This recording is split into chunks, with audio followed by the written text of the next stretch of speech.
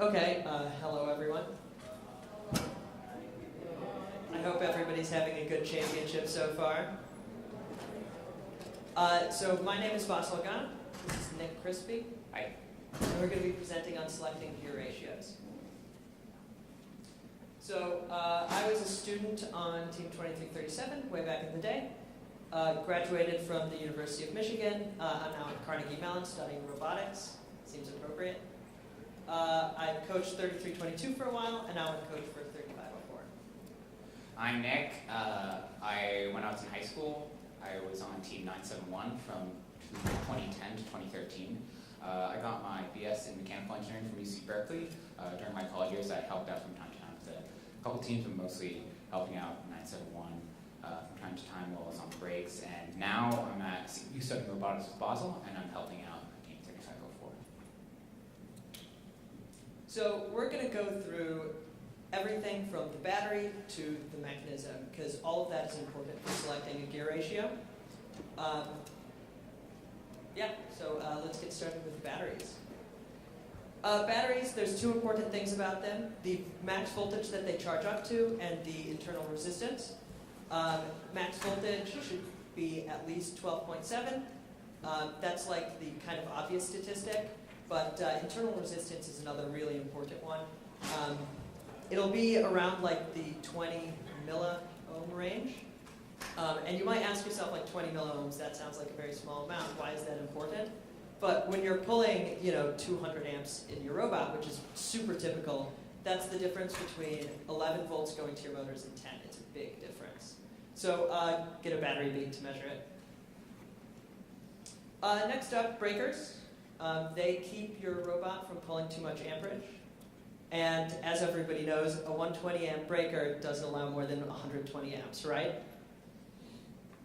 Well, no. Actually, breakers are guaranteed to never break at the rated amperage, which is kind of a strange dynamic. Like a 120 amp breaker, you would think it'll break anything above that, but nothing is that binary. So we're going to look at a couple of the curves for those.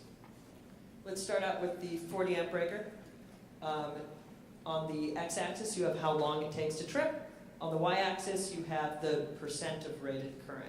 So if you're pulling 80 amps, that's 200%, you have at least 1.5 seconds. As it turns out, in industry, what are short periods in FRC are actually pretty long. 1.5 is more than enough time for a lot of the mechanisms that you use. So this is what the 120 amp breaker curve looks like. It's even more forgiving. So if you're pulling 360 amps, can anybody tell me how long it'll take to break?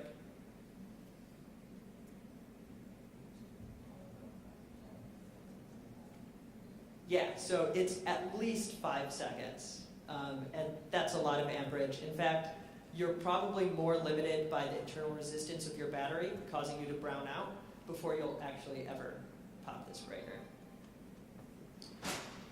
Okay, so then we have motors. Everybody knows what they look like. They're pretty important. They give you your power. They have all of these statistics: stall torque, max power. What do these all mean? So we're going to look at a motor curve and explain how that works. The really basic thing about a motor curve, the thing that most people know, is more torque at less speed, less torque at more speed, and it's a linear curve. When you have zero speed, that's called stall, and you get the most torque at that point.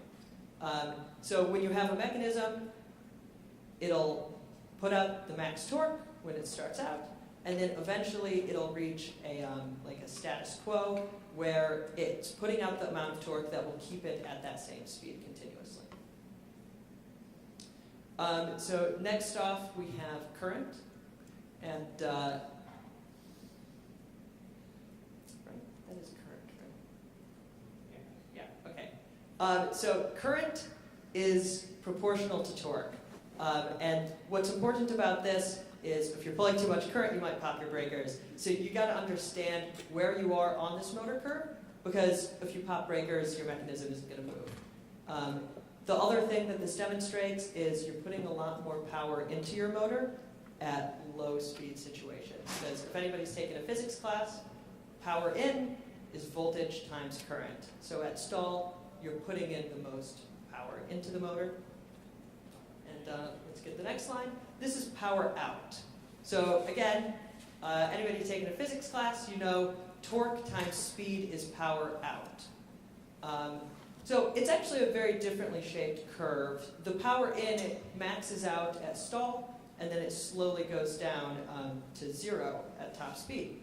But power out has this peak in the middle, and the result of that is there's differences between those curves. The difference is the amount of power that's getting wasted, and all of that turns to heat.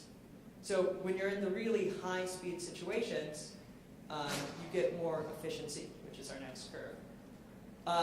Whereas on the lower speed end, you have very low efficiency. That's a lot of heat generation, which is generally bad for motors. If your motor is dead, your mechanism won't move, and that's a bad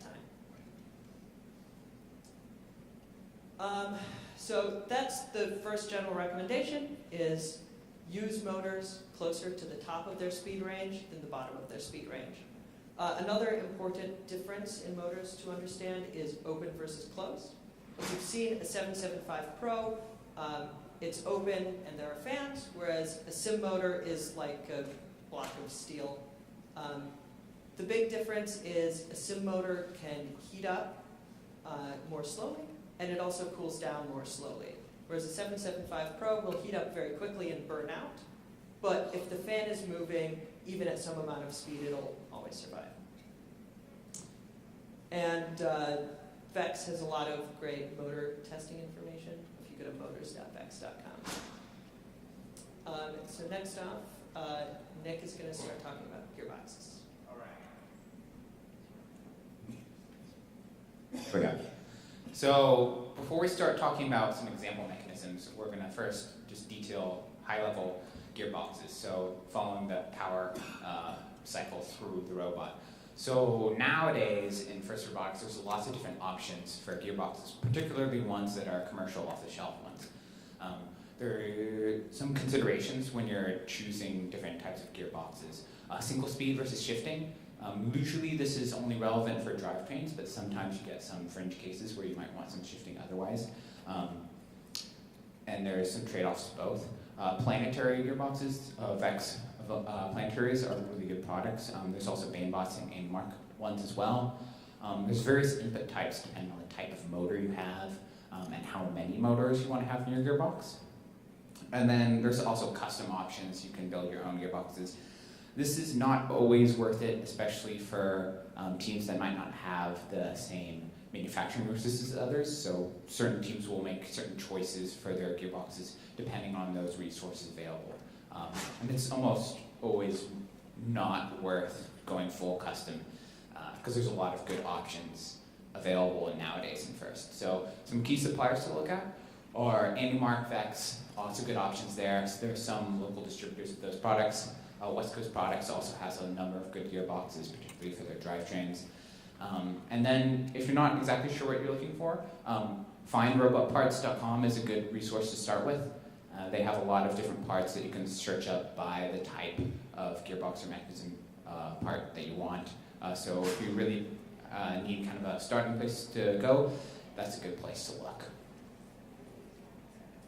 So now we're going to talk about some mechanisms and certain applications of these gearing systems for each of those mechanisms. So before we do that, these are some of the mechanisms that we're outlining in this presentation. We have intakes, things that you use to collect game pieces, arms, manipulators for moving things around, shooters, elevators, particularly relevant for this year, I imagine, climbers, and drivetrains. So they vary. Two key questions we're hoping to answer through a lot of these examples is how fast is the thing going and what's the load on the thing. So if you answer these two questions, you can get a good start on how you're going to choose the gear ratio for that particular mechanism. So I guess to preface this, we're going to characterize and kind of give some pointers for each of these mechanisms and then provide a couple examples. So first, for intakes, characterizing it. The surface speed on your intake should be roughly on the order of your drivetrain speed. This can vary a bit, but usually a good ballpark number to start with is 15 feet per second. Oftentimes that ends up being a bit faster, but it also depends on the amount of torque you need to bring the game piece in. We'll describe that in a little bit for examples later. Torque is kind of hard to put an exact number on. This often involves a bit of testing. You have to try some stuff out because there's a lot of things that come into play for how much torque you actually need on a collector or intake. Oftentimes it depends on the surface, like the friction in the carpet, what your geometry is on your robot collector. So lots of and the type of game piece matters a lot. So oftentimes it's just something you have to prototype and try out in empirical testing. There's not really a great way to figure this out exactly right off. Some kind of key pointers. It's good to do a lot of testing for this, but in general, erring on the side of having more power is better. This is an important piece of your robot, and putting more power on it is usually never a bad thing. And I guess this point being, nobody has had really an intake that's too powerful. This is something that you want to work every time, just bring up game pieces. This is rarely an issue. And then since the speed is high, oftentimes you're looking at motors with a high free speed, such as 775, an open motor that's going to continuously run, so you don't have that issue with stalling and the cooling because it's continually moving along.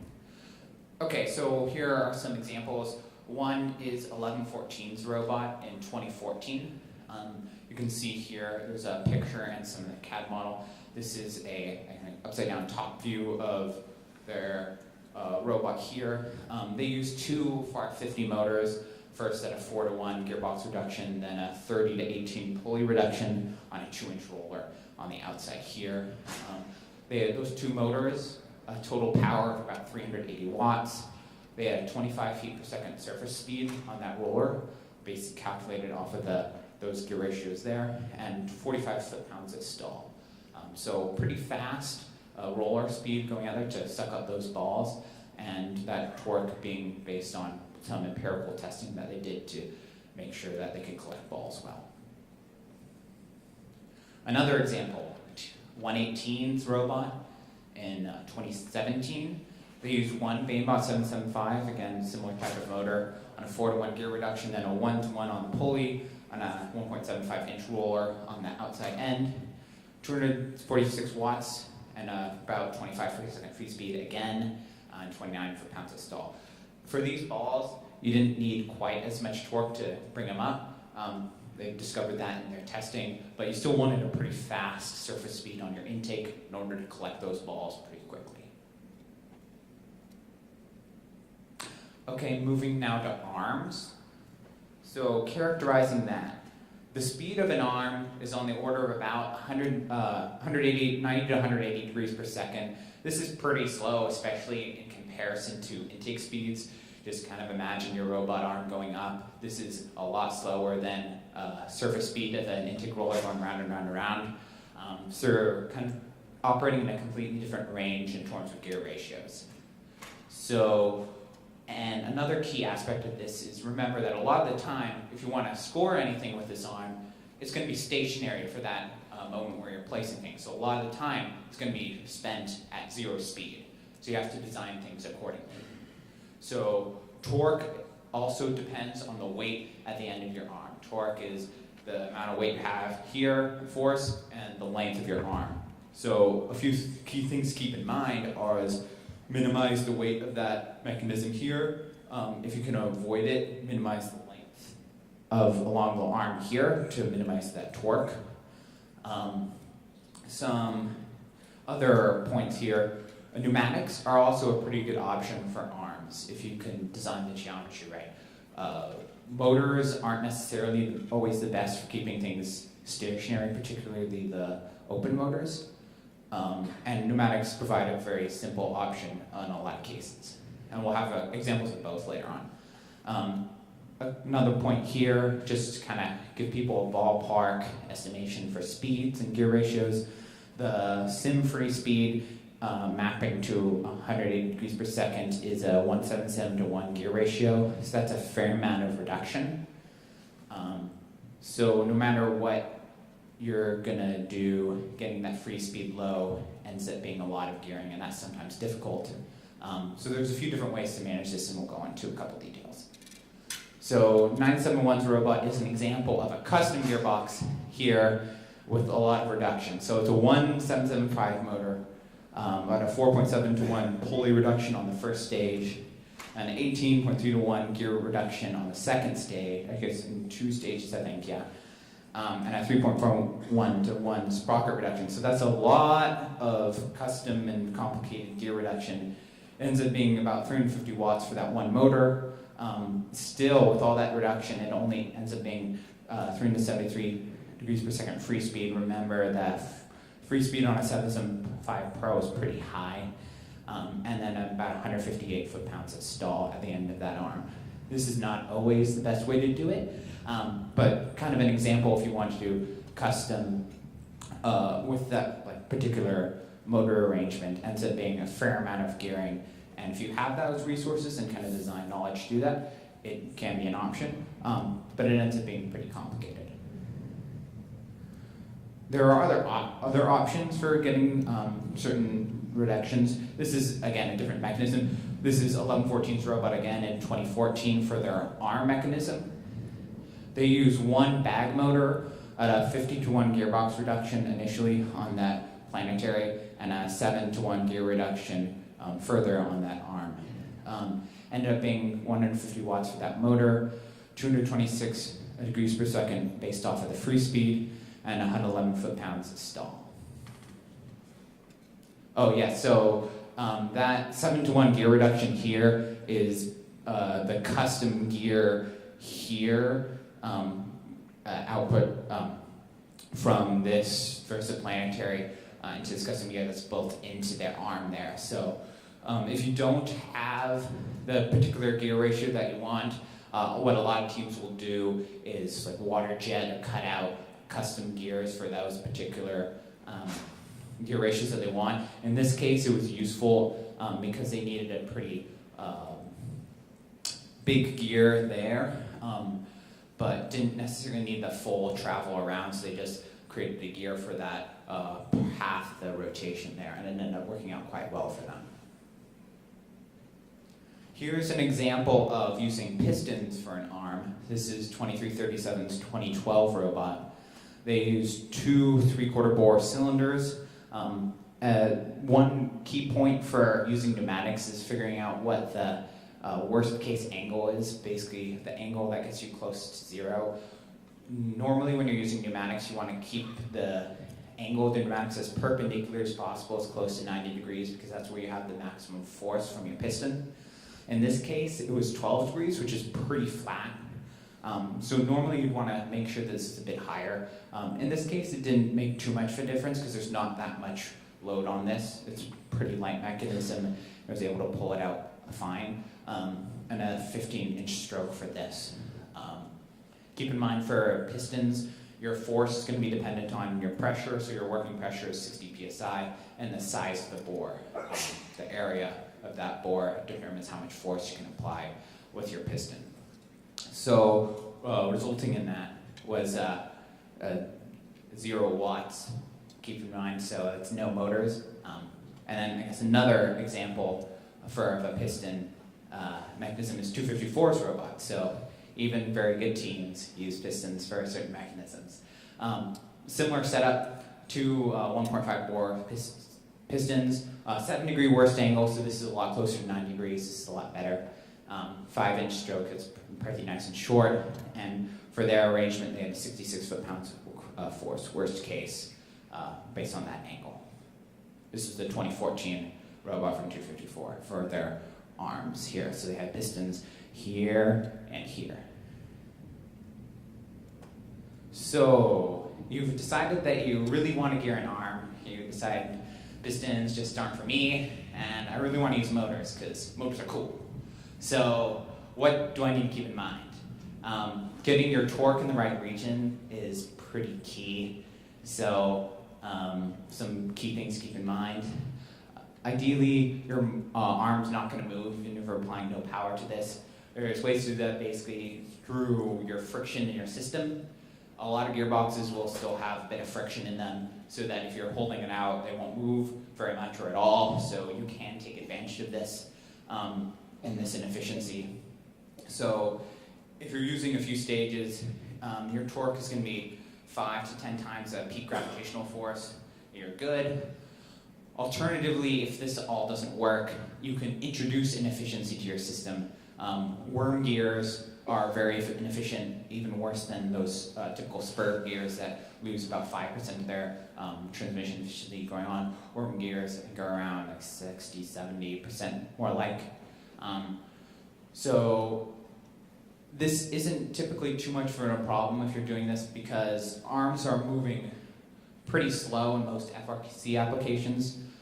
With some small caveats, usually you're not moving super fast in comparison to a lot of the speed that some of these things can go.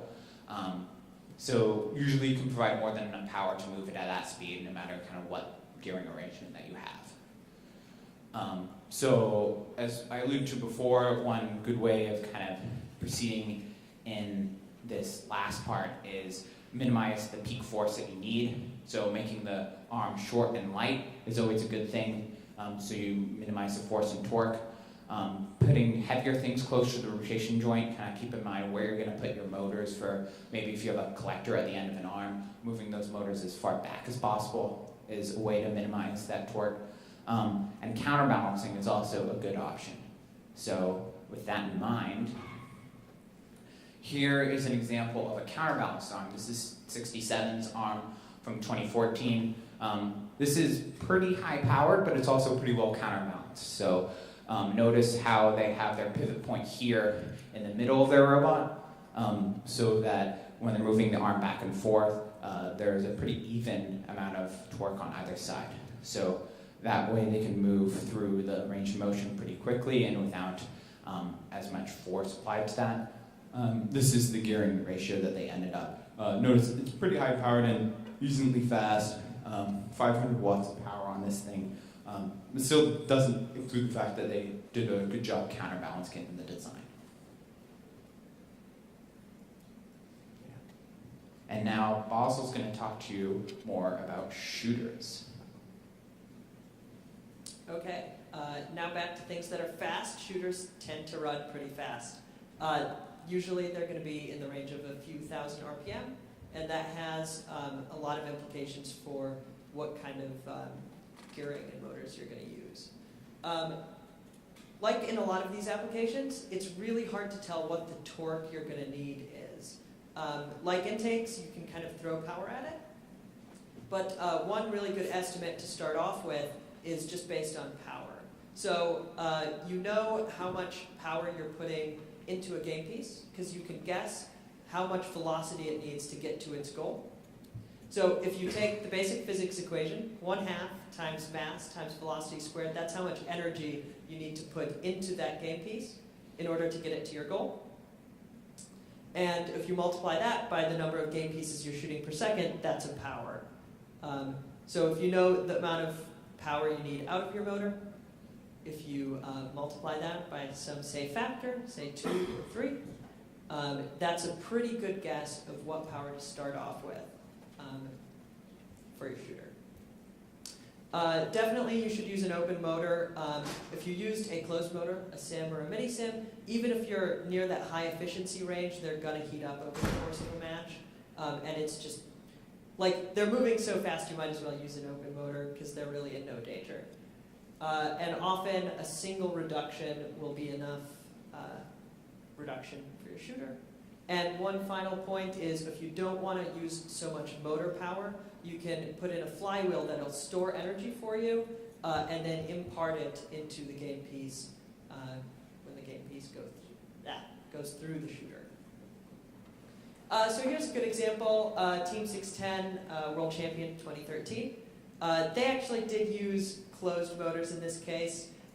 Mini sims weren't fast enough for them. They sped them up using pulleys. But you can look at the total outcome. The surface speed on that wheel was over 200 feet per second. That's not unusual for a shooter. They go scary fast. If you've seen one, you know that. And they used a good amount of power to get the frisbees through the air. This is another really good example. 1678's robot from last year. They were able to shoot a lot of balls, and they were able to shoot them very fast. Now, last year, it turned out indexing the balls was the big challenge, but making a good shooter was pretty hard too. One key design thing in here is that they had 2 stages of shooter wheels. So they had these lower shooter wheels, and then the higher ones. So the lower ones were a little bit less powered, but they got the balls up to speed. They just used a single 775 Pro on a Versaplanetary, and that started getting them moving, 16 feet per second free speed. Then on the main shooter wheels, they used 2 775 Pros. They also had flywheels, so they just had a lot of energy in that shooter. And that 80 feet per second free speed was pretty typical. Okay, another very relevant mechanism for this year was lifts or elevators. There's really no right answer to how fast should my elevator go, but if you want to be good, it better go up fast.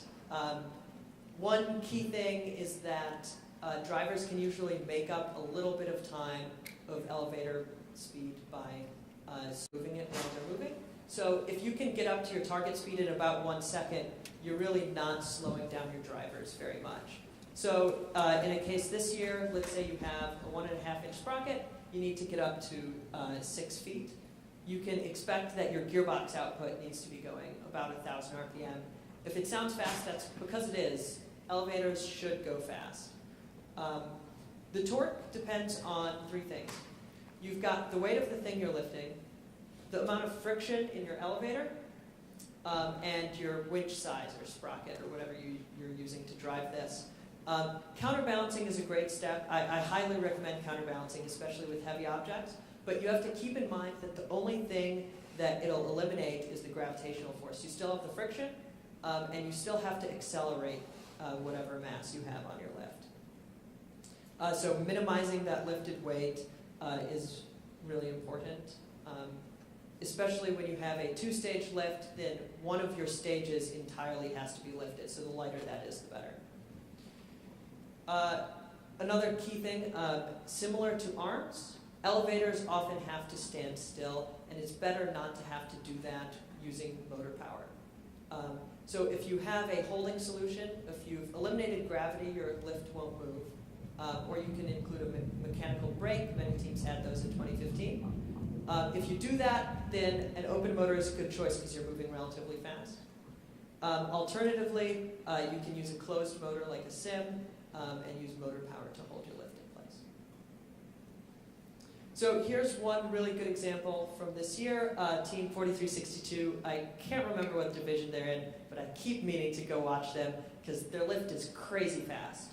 One key thing to note here is the amount of counterbalancing they're using.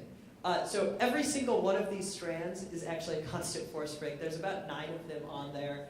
And what that allowed them to do, in combination with everything being very light and optimizing for friction, that let them move their lift really, really fast. So they had 2 775 Pros, one on either side, simple Versaplanetary reduction, and 3.5-inch winch, and it moves blazingly fast, like 8 feet per second. It's up in an instant. It doesn't slow down their drivers at all. So now we're jumping back to climbers and Nick. Cool. So climbers, again, a pretty relevant mechanism for this year. So let's first characterize it. Target speed, you generally want to lift as fast as possible. There's some caveats to this. Sometimes you're lifting a lot, but you generally, this game included, you want to lift up as fast as possible because who likes waiting around? Torque depends on the robot weight and winch size. When you're setting up your mechanism, say you've hooked up and you have your string down here, the size of that drum that you're wrapping your winch around, that radius, and the force that's of your robot that's lifting up, that determines the torque that you need on that winch gearbox in order to lift you up. So what should you use? One sim or 7 Pro, 5 Pro is typically enough. 2 motors are good if you want speed. We'll show an example with that. Climbers, as they happen to be sometimes late additions, they're usually, in my experience, the last thing that ends up on the robot in terms of a mechanism. So you often are left with very little weight. So being able to construct that with as little weight as possible is generally a good thing to make sure you're under that 120 pound weight limit.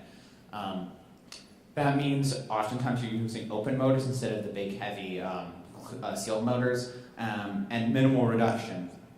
But you can get some of that reduction through the winch size that you're using, so that the final output diameter. Open motors mean that you can't hold the torque very well, so adding a ratchet to make sure you can't back drive back down is a really good idea. So here's one example of a climber. This is 1/48 climber from 2017. They used 2 775 Pros. They first had a 25:1 Vex Pro planetary gear reduction, and then a secondary output for there, and they had 1 motor on each side there, and they hit the rope with their roller there. They had a 1.25 inch winch diameter there, so those numbers resulting had about 700 watts total power on that. They only ended up with about a little over 1 feet per second free speed. Still went up decently quickly. You didn't have to end up traveling up that far, but about 200 foot-pounds at stall. That was more than enough to lift up the robot. Keep in mind also when you're building this, it's not just the 120 pounds for your robot, it's the 120 pounds of your robot, plus the weight of your bumpers, plus the weight of your battery, plus a little bit of headroom to make sure that you can still get up. And this year, there's some examples of if you have a second robot that you're bringing along, or maybe even a third if you're so daring. You want to make sure that you have enough power or torque to lift up your robot plus another person's robot plus their battery and bumpers and everything. So when you're designing that particular mechanism, keep in mind that that number is not just the 120 pounds minimum. I just wanted to add, climbers are one of the few situations where you might be doing it for a few seconds. So this is one of those cases where you really want to make sure you look at the breakers. So in this situation, 200 foot-pounds or 200 pounds of force at stall. Well, you can't actually hold stall for very long because of the breakers. And climbers are one of those cases where you're pulling a lot of force. So that's a key consideration. Yeah. So when for climbers, also keep in mind the game situation. So depending on whether you need to hold that climb for a certain amount of time, figure out how long it's going to be. To figure out whether you're going to have a problem with the breakers, because oftentimes with the amount of weight that you're holding up, you might start to run into those problems. Drivetrain. So one of the most important parts of your robot, the thing that makes you move around and do cool stuff. So characterizing it. This should not be a surprise to most people, but it can be pretty complicated. Like, how do you decide what gear ratio I should go? Should I go 17 feet per second, go super fast? Or should I have like 12 feet per second, so it'll be super zippy in short areas? This is kind of hard to decide sometimes. So we're going to try and parse through some of the questions you should ask in order to make those decisions. So typically the target speed will be in the range of 10 to 20 feet per second. It's for the high gear usually. Force tops out roughly at 1.1 to 1.3 times that robot weight. Shifting gears, as we mentioned a little earlier, is an option for drivetrains. There's a lot of COTS, gearbox options that allow you to do this now. But ultimately what you really care about when you're selecting your gear ratio for your drivetrain is how fast can I get from point A to point B? What's that time? And minimizing that time is usually what you care about. So some tools that you can use that are pretty good resources. This drivetrain calculator. There are several like this, but this is Basel's variant on one by Michael Hill. We have both of these linked in the slides that will be released later. And then JVN's Mechanical Design Calculator is a really good resource if you're just starting out. It's available on Chief Delphi and on the 148's website, and I think on Vexpro website as well. So if you want to kind of figure out what different gear ratios look like for different mechanisms, particularly for drivetrain, that's a really good resource to start out with. So these are some examples. What we figured would be a good way to introduce some of this is to give you all examples of what certain teams use in different years. Typically, oftentimes this isn't super scientific. A lot of teams will look at a certain game in a certain year and say, this game seems kind of like this other year. And what did teams gear for that year? So in order to kind of help people out with that, we have games that are sort of categorized by different types and different gear ratios that teams selected for each of those games that we felt were pretty effective. So in 2017 last year, there was a lot of long distances to cover with people going back and forth collecting the gears to score on their side of the field. So oftentimes the gear ratios were a little bit higher. So you have teams in 2017 gearing pretty high. You have 33 at 15 feet per second, 254 at almost 20, and then 33, 22 at over 20 even. So you wanted to make sure that, because you had that long sprint distance, having a higher feet per second on the high gear ended up being pretty beneficial. In 2016, there was a lot more shorter distances, but you needed high torque to get over some of those obstacles. So the low gear there was pretty beneficial. So you have teams in 2016 with a lower high gear, but also a lot more teams using the 2-speed and making sure to have a low gear in order to have enough torque to get over some of those obstacles. In 2015, a lot of short distances required a lot of control for stacking all those totes, and no pushing because there was no defense because it was the divided field. So you had teams choosing much lower speed, and oftentimes they'd only go to 1 speed because they didn't need that lower speed for pushing and playing defense. And less motor power because you didn't need to actually push anybody. So sometimes teams only used 2 motors in their drivetrain. In 2014, alternatively, there was a lot of pushing for those of you who were around in 2014, or if you watch videos on Blue Lines or something. It was a pretty physical game. So there was a lot of pushing around. There usually wasn't a lot of sprints across the whole field, though sometimes that happened, but there was a lot of kind of intermediate, medium, and shorter distances that people had to travel in order to build up those assists and score points. But yeah, very physical play. So having that low gear was pretty beneficial, and usually not having a super high gear in order to make sure that you had good speed on your sprint distances was beneficial. Keep in mind that if you have a higher top speed, it will take longer for you to accelerate up to that top speed. So picking your gear ratio accordingly, particularly for your high gear, is important. So just to recap, some general design principles for your drivetrain. Design low gear to slip at around 240 amps for 6 motors, or around 200 amps for 4 motors. And then designing the high gear to maximize time to distance, as I mentioned before. I guess one thing to mention for the amperage on the breakers is that for 4 motors, you're usually running into the 40 amp breaker more relevantly than the 240 for the 120 amp breaker. 6 motors, the 120 amp breaker is usually only a factor for your drivetrain when you have 6 motors, and usually that's only an issue when you have like 6 motors in your drivetrain plus a very high powered intake.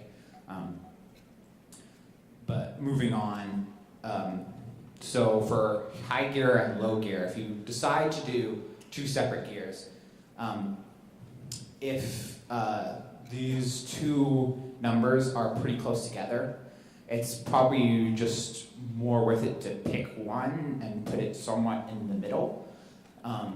And then using code to limit the amount of current that you're applying to your drivetrain to get that sort of low gear control, if you so choose, if you're kind of trying to position things precisely. If you have two gears that are pretty close together, it's usually not worth it to have the shifting involved, because that adds complexity to your gearbox mechanism. That being said, batteries appreciate having a low gear. They don't really like pushing when you're in high gear. So if you anticipate doing a fair amount of pushing in defense, low gear is good to implement if you can. So that's all we have prepared for the prepared remarks, where we have a fair amount of time to answer your guys' questions. So we're happy to take those now. Just to note, you're free to take down either our contact information, and if you have follow-up questions after this presentation or want additional pointers for how you design mechanisms or selecting gear ratios, either of us would be happy to help. So it goes with that. I guess we're gonna walk around with microphones to make sure that these questions get onto the recording. So if when you raise your hand, just wait for one of us to come by, and we'll take your questions one by one. So I'll start over here. Can you make a comment on PTO and taking power from the drivetrain to drive mechanisms? So the question was about PTO. I don't need to repeat it. Yeah, these should be recorded in this. So PTO is power takeoff. What it refers to is when you have shifting in a gearbox, but it's not shifting between speeds. What it's doing is shifting between mechanisms. So a lot of teams used these. I think one of my favorite examples was 67's robot last year, which had a PTO climber, except it wasn't actually PTO. The climber was just running the whole match, and it was just geared to the drivetrain. In other situations, it is nice to have a PTO when you don't want to drive around while also running that mechanism. I think a lot of teams had PTO climbers in 2016. It tends to be, like, because the drivetrain is somewhere where you have a lot of power, it's usually PTO off of the drivetrain. Yeah, so if you're running out of motors to do climbs with, it's a good way to get that extra power from. I guess the one kind of thing to keep in mind is usually it adds a fair bit of complexity. Sometimes you don't have like the direct gear ratio that you want out of your drivetrain, so just be careful with like adding complexity and packaging for that. But it's a good way to get that extra power, and especially if you're worried about speed for your climber, it's a good way to get like 4 to 6 motors for your climber without adding too much extra. So if you can work that in, it's a good way to go. Sometimes people find it easier just to have a dedicated mechanism, and you don't necessarily need all that power for every climber.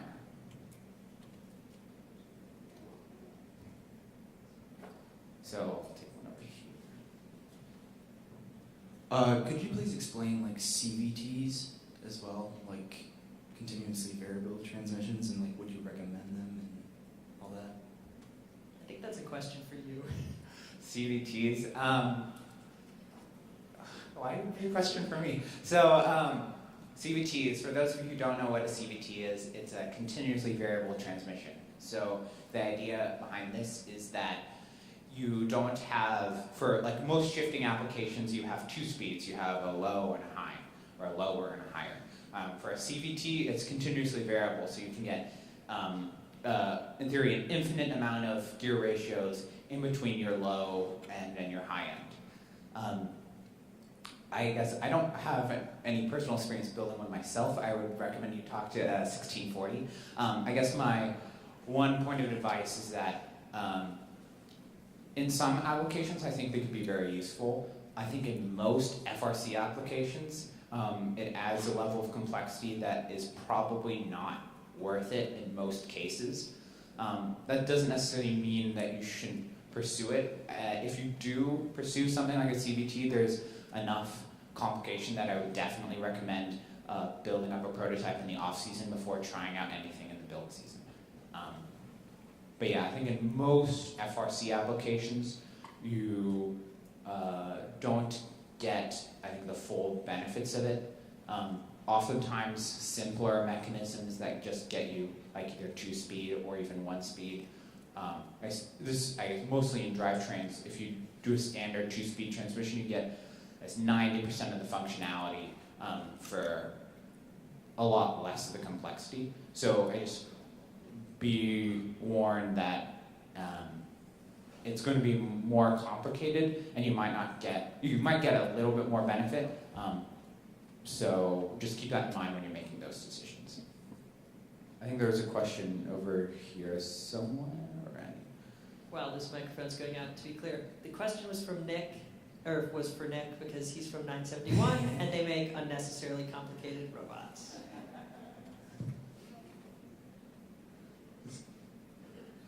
Okay, a question over here.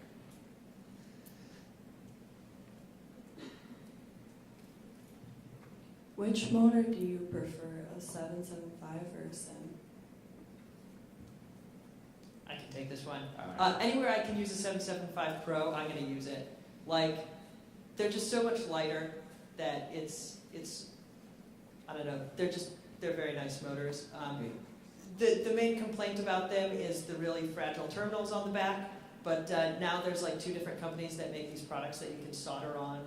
You get Anderson connectors. So at this point, like, there's no reason not to use them unless it's in a situation where you're definitely going to stall, like a drivetrain. There was a time, I think a couple years ago, where there were some case short issues with the 775s, so people used a lot of 550s instead of 775s.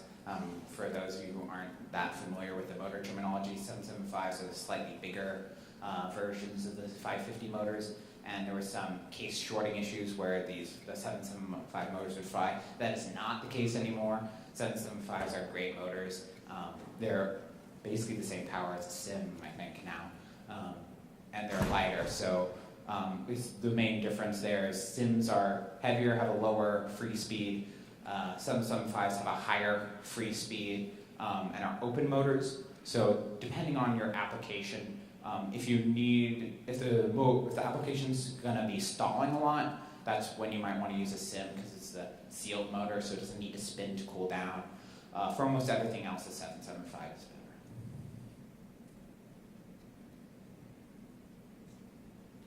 Any other questions?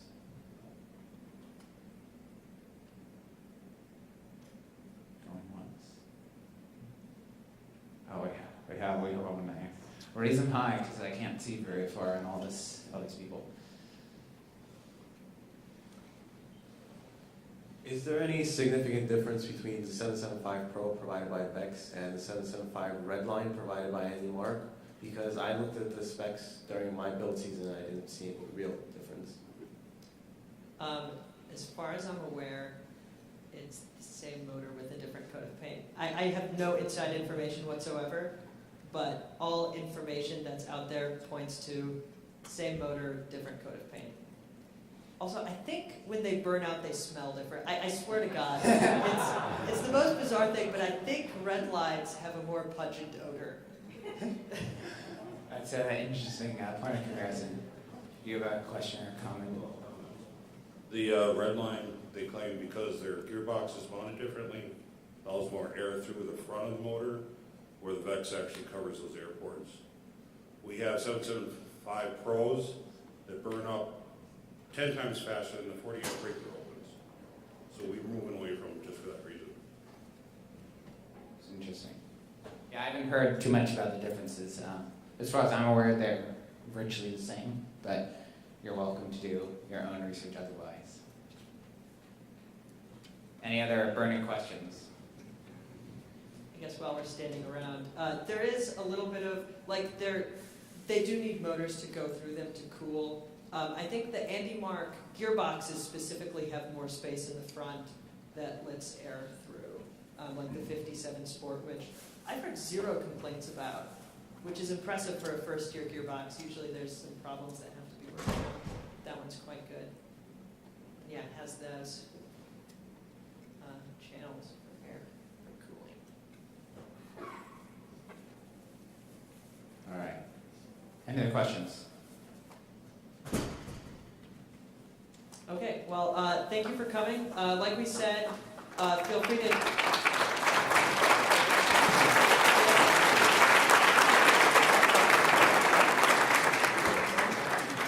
Feel free to take down our emails and contact us. And I think the slides should be posted. Those examples are great ones to look at for future designs.